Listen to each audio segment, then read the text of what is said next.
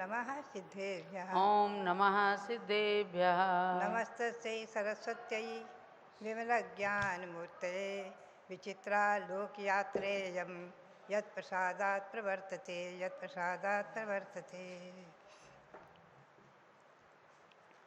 मंगलम भगवान वीरो मंगलम गौतमो गणी मंगलम कुंद कुंदाद्यो जैन धर्मोस्तु मंगलम। भव्यात्माओं, श्री गौतम स्वामी उनके मुख से निकली वाणी सर्वप्रथम स्तुति और जो निकली है श्रावण कृष्णा एकम को। जैन परंपरा में षटखंडागम ग्रंथ में और जय धौला में आया है कि अनादि निधन तिथि और महीना अनादि निधन है, तो उसके अनुसार श्रावण मास प्रथम मास है अनादि निधन और आषाढ़ अंतिम मास। तो श्रावण मास की कृष्ण पक्ष प्रथम पक्ष और तिथि प्रथम एकम प्रतिपदा, उस दिन भगवान की दिव्य ध्वनि खिली है विमलाचल पर्वत पर। प्रथम वर्ष का प्रथम महीना, प्रथम पक्ष और प्रथम तिथि को श्रावण कृष्णा एकम को भगवान की दिव्य ध्वनि खिली। और उसी दिन इस चैत्र भक्ति की उत्पत्ति भी उसी दिन हुई है। चैत्र भक्ति की हम जो है चैत्र भक्ति की स्तुति करते हुए श्रावण कृष्णा एकम को याद करें। श्रावण कृष्णा एकम को चैत्र भक्ति प्रकट हुई है। इस चैत्र भक्ति में तीसरे काव्य में स्वामी कहते हैं, गौतम स्वामी, तदनुजयता जैनी वित्ति प्रभंग तरंगिणी प्रभव विगमद्रव्य द्रव्य स्वभाव विभाविनी निरुपम सुखस्येदं द्वारं विघट्य निरर्गलं विगत रजसं मोक्षं देया निरत्ययमव्ययम्। गौतम स्वामी कहते हैं कि तदनु इसके अनंतर पहले भगवान को जयशील कहा, जयति भगवान आप जयशील हो, आपकी जय हो जय हो। पुनश्च तदनु जयति श्रेयान धर्म, इसके बाद है धर्म, भगवान के वचन रूपी अमृत स्वरूप धर्म, वो उसकी जय हो जय हो जय हो। पुनः कहते हैं जैनी वाणी, जिनेन्द्र भगवान की वाणी, जैनी वाणी यानी जिनस्य यम वाणी जैनी वाणी। जो जिनेन्द्र भगवान की वाणी है वो जैनी वाणी कहलाती है। वो वाणी वित्ति माने वाणी, वित्ति ही यानी वाणी भगवान की दिव्य ध्वनि, वो जयशील होवे। तदन इसके अनंतर जयता जैनी वित्ति ही, भगवान के मुख से निकली वाणी दिव्य ध्वनि जयशील होवे। वो कैसी है? प्रभंग तरंगिणी, जो सप्तभंग रूप, एक प्रकार से तरंगिणी यानी एक महानदी है, महान गंगा नदी के समान पवित्र है। ऐसी वो महान भगवान के मुख से निकली वाणी वित्ति ही वाणी प्रभंग तरंगिणी, जो जिसमें नाना प्रकार के भंग उठ रहे हैं, ऐसी जो तरंगिणी यानी नदी है भगवान की वाणी रूपी नदी, वो जयशील होवे। वो कैसी है? प्रभव विगम द्रव्य स्वभाव विभाविनी। जैन धर्म का मुख्य सिद्धांत बहुत ही महत्वपूर्ण है, ये आप समझे। ये जैन धर्म का मुख्य सिद्धांत क्या है कि उत्पाद व्यय और द्रव्य, प्रभव यानी उत्पाद, प्रभव प्रकट रूप से उद्भव जन्म लेना, उत्पाद, और विगम माने व्यय और द्रव्य माने स्थिर रहना, ये तीन रूप भगवान की वाणी है। उत्पाद व्यय द्रव्य रूप। प्रभव विगम द्रव्य स्वभाव विभाविनी, प्रत्येक द्रव्य के स्वभाव को कहने वाली, उत्पाद व्यय द्रव्य रूप जो द्रव्य का स्वभाव है उसको कहने वाली है। तत्वार्थ सूत्र में इसी का अनुसरण करते हुए श्री उमा स्वामी आचार्य ने क्या कहा कि सद्द्रव्य लक्षणम, द्रव्य का लक्षण सत्प्रय है, सत, और सत का लक्षण क्या है? उत्पाद व्यय द्रव्य युक्तम सत। जो उत्पाद व्यय और द्रव्य से सहित है वो सत है। इसी को संक्षेप में उन्होंने बताया है। तो ऐसी भगवान की वाणी है। अब आप इसको घटित करें। हमारे मनुष्य पर्याय का उत्पाद, मान लो देव पर्याय से आए हैं तो देव पर्याय का व्यय, और दोनों अवस्थाओं में जीवत्व का रहना। चित्त चैतन्य स्वरूप आत्मा जो है पूर्व पर्याय में भी थी और वर्तमान में है, इसका नाम है ध्रुव्य।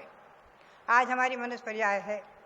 मनुष्य पर्याय का जब विगम होगा माने व्यय होगा, देव पर्याय प्राप्त होगी, तो एक का व्यय, एक का उत्पाद, और उन दोनों अवस्थाओं में आत्मा के अस्तित्व का बना रहना, ध्रुव्य। ये तीनों चीज़ें एक समय में घटती हैं हर द्रव्य में। कुम्हार ने घड़ा बनाया, 1 सेकंड में पहले जो कुछ हुआ सो हुआ।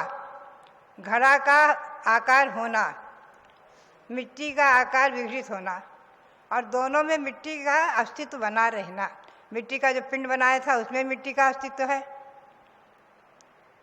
उसमें मिट्टी का अस्तित्व है, और घड़ा बन गया उसमें मिट्टी का अस्तित्व है, दोनों में मिट्टी का अस्तित्व है। तो घड़े का उत्पाद, मिट्टी के गोले का व्यय, और दोनों अवस्था में मिट्टी का रहना, ये ध्रुव है। हर द्रव्य में, चाहे जीव द्रव्य हो, चाहे उद्गत द्रव्य हो, चाहे धर्म धर्म आकाश काल द्रव्य हो, सब में ये उत्पाद व्यय द्रव्य घटित होता है।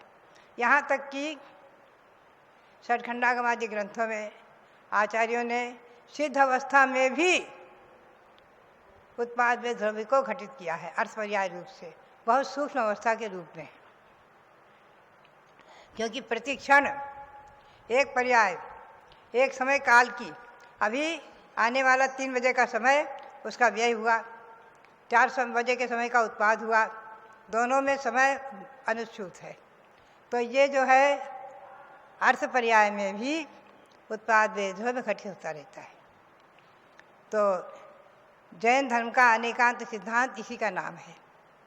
तो प्रभव विगमत ध्रव्य द्रव्य स्वभाव विभाविनी, भगवान की वाणी वित्ती कैसी है, जो उत्पाद व्यय द्रव्य रूप द्रव्य के स्वभाव को कहने वाली है। और निरुपम सुखस्य इदम द्वारम विघट्य, और निरुपम जो मोक्ष सुख, उपमा रहित जो मोक्ष सुख, उसका द्वार जो है, उस द्वार को खोलने वाली है वाणी। बहुत महत्वपूर्ण विषय है। मोक्ष के द्वार को खोलने वाली भगवान की वाणी।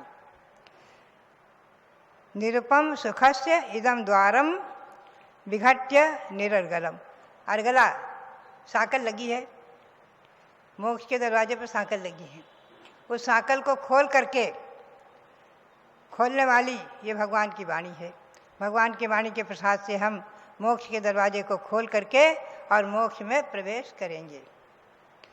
विगत रजसम, मोक्ष कैसा है, जो रज यानी ज्ञानान दर्शनान कर्म से रहित है, रज है, ज्ञानान दर्शनान कर्म रज है, इन रज से रहित है। और निरत्ययम, अंतराय से रहित है, विघ्न से रहित है, अंतराय का नाश हो गया है।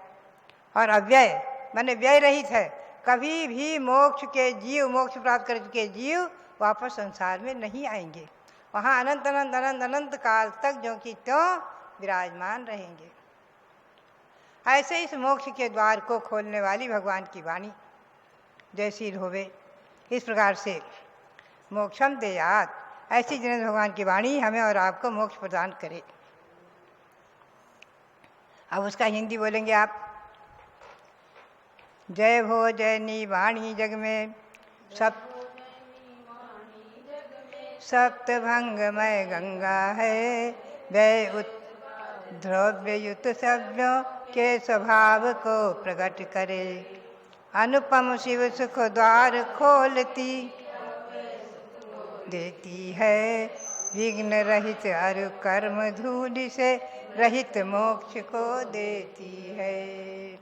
इस प्रकार से हमें और आप सभी को ऐसी जिनेंद्र भगवान की वाणी, जैनी वाणी मोक्ष सुख प्रदान करे, इस प्रकार की याचना भावना श्री गौतम स्वामी ने भाई और उनकी सफल हुई।